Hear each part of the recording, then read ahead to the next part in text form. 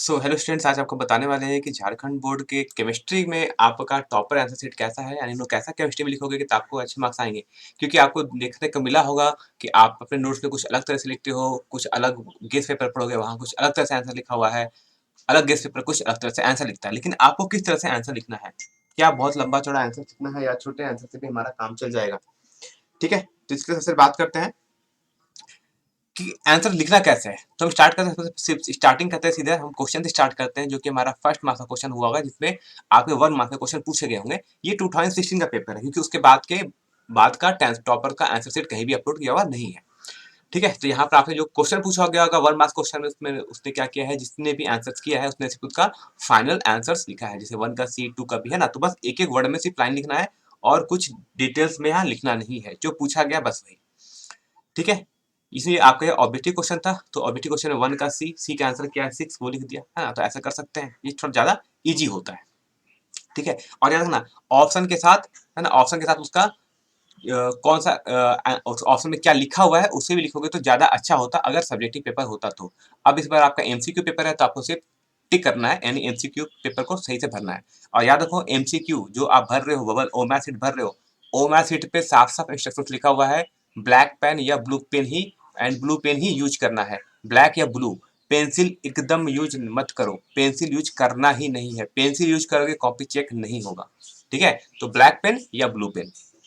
चलो बात करते हैं, इसके बाद हम question number 12 order of reaction क्या होता है। तो देखो स्टूडेंट ने भी क्या क्या ऑर्डर ऑफ रिएक्शन लिखा, उसके बाद जो इंपॉर्टेंट पॉइंट होता है उसको क्या क्या उन्होंने वहां पर अंडरलाइन कर चुका है, sum of power of concentration term in rate expression. तो इस टाइप से मैंने कहा कि आपको भी अंडरलाइन होता है तो जरूर करो, है ना। ऑर्डर क्या होता है, अगर ऑर्डर कोई रिएक्शन लिखा हुआ है तो उसका ऑर्डर क्या होगा, एक्स प्लस वाई, तो इसको भी ऐसे बॉक्स में बना दो, है ना। इससे तो क्या होता है, एग्जामिनर को इजी होता है कॉपी चेक करने में। ठीक है, इसके बाद हमारा क्वेश्चन 13 भी होगा, है ना। 13 था, फिर आपका फिर 14 था। 14 में आई थिंक उसका एक स्ट्रक्चर दिया हुआ था, आपसे पूछा गया था कि इसका इसका केमिकल नाम क्या है, जैसे एस्पिरिन। क्वेश्चन 15 था, इसमें आपसे पूछा गया था कन्वर्जन करने, है ना, कि ये आपको फाइनल प्रोडक्ट बताने के लिए कहा गया था कि अगर आपका बेंजोइक एसिड है तो उसमें अगर आप सोडियम हाइड्रोक्साइड मिलाओगे और हीट करोगे इन कैल्शियम ऑक्साइड के प्रेजेंस में, तो क्या बनेगा, आपका बेंजीन बनेगा, है ना। तो इस टाइप से सिर्फ कन्वर्जन आया था 50 नंबर वाले क्वेश्चन में।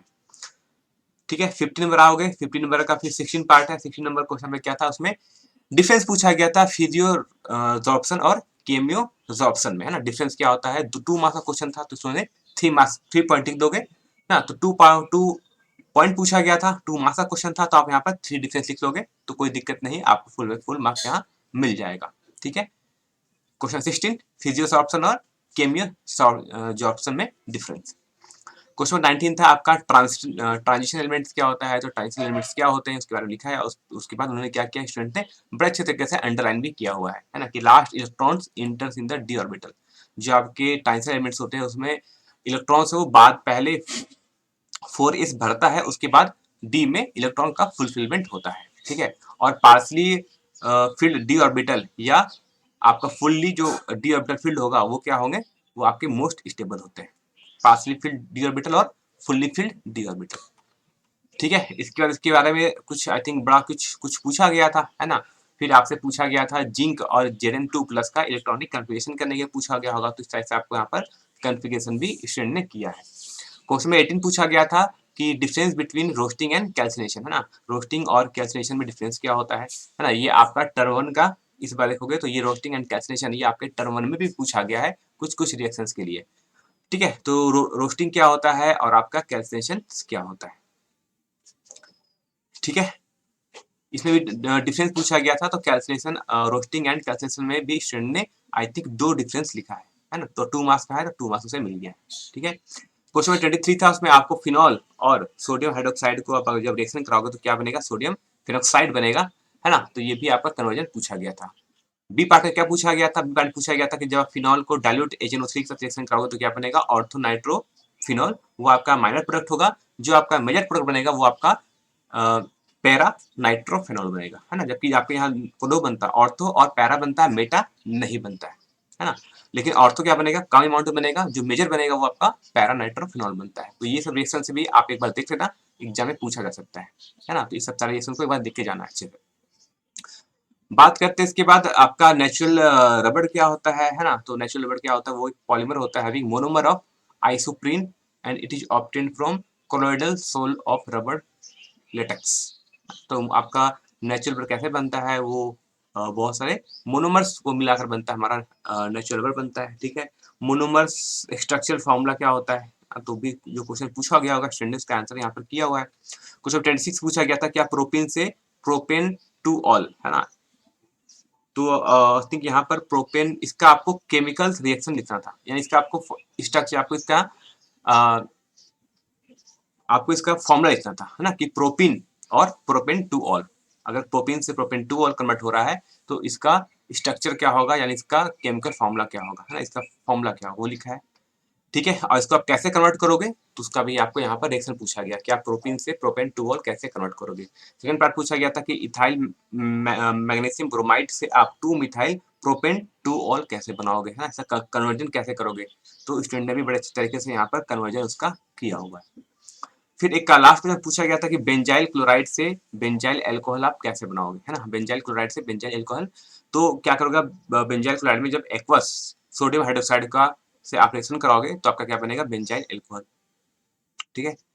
फिर क्या क्वेश्चन 22 में पूछा गया था आपसे ये आई थिंक केमिकल काइनेटिक्स का क्वेश्चन चैप्टर का क्वेश्चन लग रहा है ना, एक्टिविटी कुछ तो है ना, केमिस्ट्री ना, इसमें रेट रिएक्शन पूछा गया था, रेट कांस्टेंट K1 K2 जो होता है तो वो यहाँ पर पूछा गया था, ठीक है। 24 नंबर हो गया। फिर बस आपको आंसर का फॉर्मेट देखना ना कि कितने, देखो मेन पॉइंट क्या है कि आपको ये देखना है कितने साफ सुथरा आप आंसर्स लिखो, है ना, इस तरह से साफ सुथरा आंसर लिखोगे। कोई फॉर्मूला आता है तो उसको आप बॉक्स में बना दोगे, तभी आपको फुल में से फुल मार्क्स मिलते हैं। नहीं तो हर बार आपका चांस होता है कि एग्जामिनर आपसे कुछ मार्क्स काट ले, 3 में से हाफ मार्क्स काट ले या 3 में से 1 मार्क्स काट ले, ठीक है। तो मेन पॉइंट बात क्या है कि आंसर तो आपको अपना लिखना है, मेन पॉइंट बात है कि कितना साफ सुथरा आप आंसर्स लिखते हो। जैसे यहाँ पे पूछा गया था difference between global protein and fibrous protein में डिफरेंस क्या है, तो यहाँ भी स्टूडेंट ने 3 पॉइंट लिखा है ना, ये भी क्वेश्चन आपका 2 मार्क्स का हो गया, 3 मार्क्स का होगा, ठीक है। तो उसने यहाँ पे 3 पॉइंट लिखा है, वैसे 3 में से 3 भी दिया जा सकता है, एग्जामिनर ने यहाँ पर 2 मार्क्स दिया है, कोई बात नहीं ना, ऐसा ही लेकिन लिखना इसी तरीके से।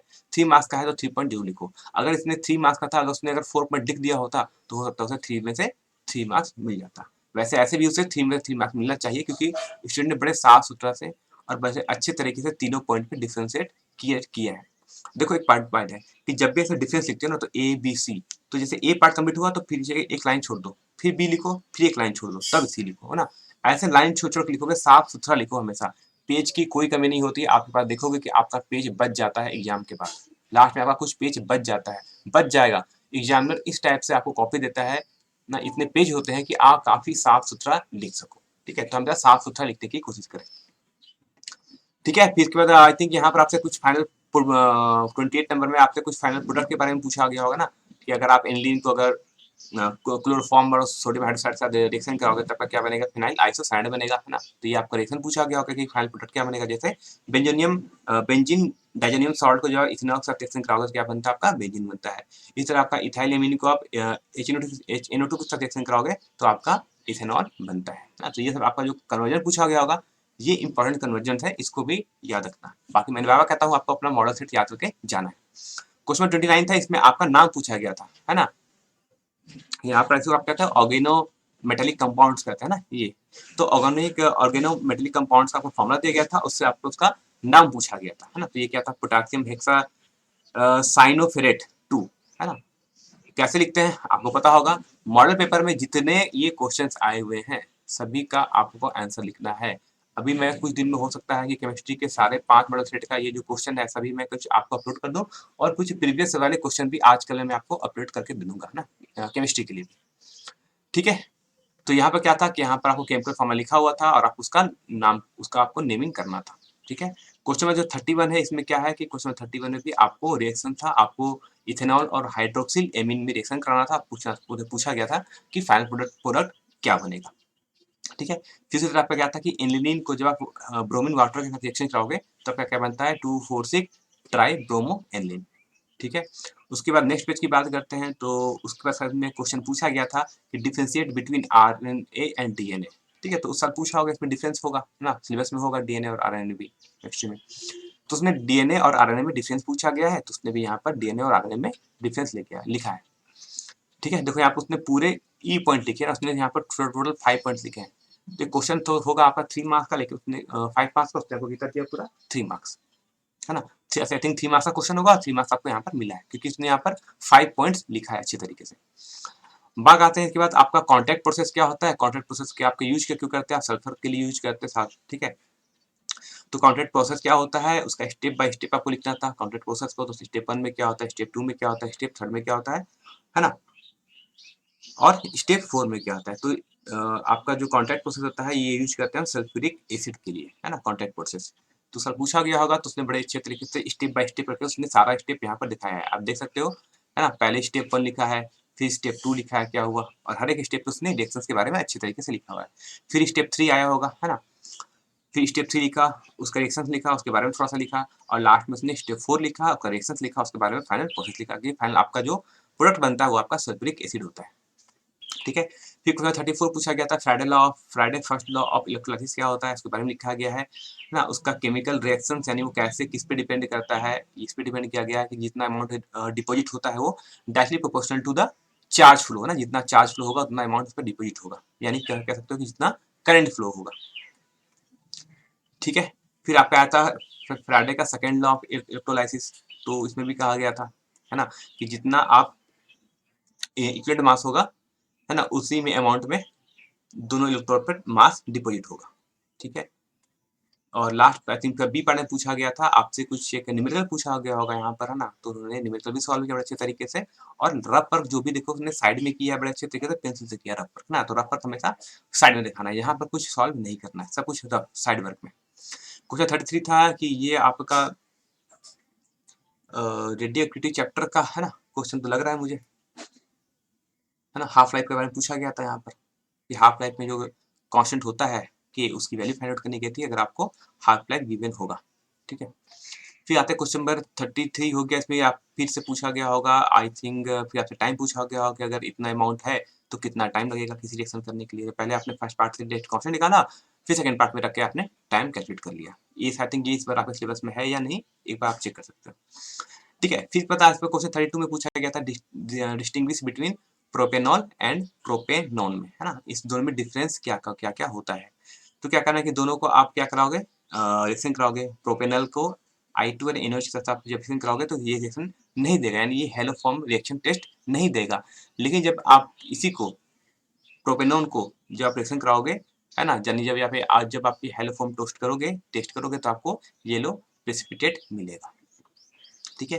सेकंड पार्ट पूछा गया था distinguish between phenol and benzoic acid. तो देखो यहाँ पर पहले क्या करना है, डिफरेंस पूछा गया कि कैसे डिफरेंशिएट करते हैं। तो पहले आप फिनोल को कराते हो सोडियम बाइकार्बोनेट से, तो कोई रिएक्शन नहीं करता है, लेकिन वही जब आप बेंजोइक एसिड को रिएक्शन कराओगे सोडियम बाइकार्बोनेट के साथ तो आपको क्या मिलेगा, एक ब्रिस्क एफरवेसेंस मिलेगा, मतलब एक क्यों, और वो किसके चलते होता है, क्योंकि उसमें से कार्बन डाइऑक्साइड गैस निकलता है, ठीक है।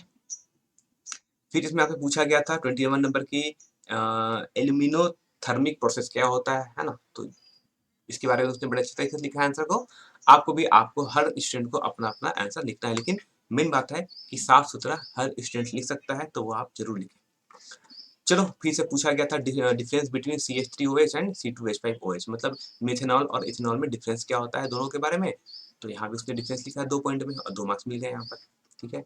फिर ये आपसे आई थिंक कुछ रिएक्शन के बारे में पूछा गया होगा ना, 2NaBr और 2H2SO4, या फिर आई थिंक ये लगता है कि आपका या तो केमिकल रिएक्शन को बैलेंस करने पूछा गया होगा ना, तो आइडिया तो नहीं है इसमें क्या पूछा गया था 70 नंबर में, क्योंकि यहाँ पर सिर्फ स्टूडेंट ने आंसर लिखा है, ठीक है।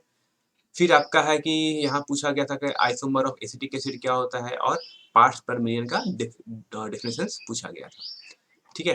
तो ये हो जाता है पूरा का पूरा आपका झारखंड बोर्ड के, है ना, 2016 का जो टॉपर था उनका जो मार्क्स 59 आया था आउट ऑफ 70 में। तो पूरे एक साल का पेपर में उसने आउट ऑफ 70 में से उसके 59 मार्क्स आए थे, ठीक है। चलो बाकी बताते हैं कि और भी जो हमारा टेस्ट होगा केमिस्ट्री का, वो भी हम टेस्ट जल्दी ही स्टार्ट करेंगे, है ना। टेस्ट के लिए आप तब तक आप अपना मॉडल सेट पूरा पढ़ लो, है ना, मॉडल सेट तब तक लोग आप लोग सभी अपना पढ़ लो, फिर इसका हम टेस्ट भी ले लेंगे आपसे, ऑनलाइन टेस्ट, है ना, ताकि आपको पता चल जाए कि हाँ हम जो सॉल्व कर रहे हैं हमें याद है चीजें, आंसर हमें अच्छी तरीके से याद है और समझ के हमें याद है।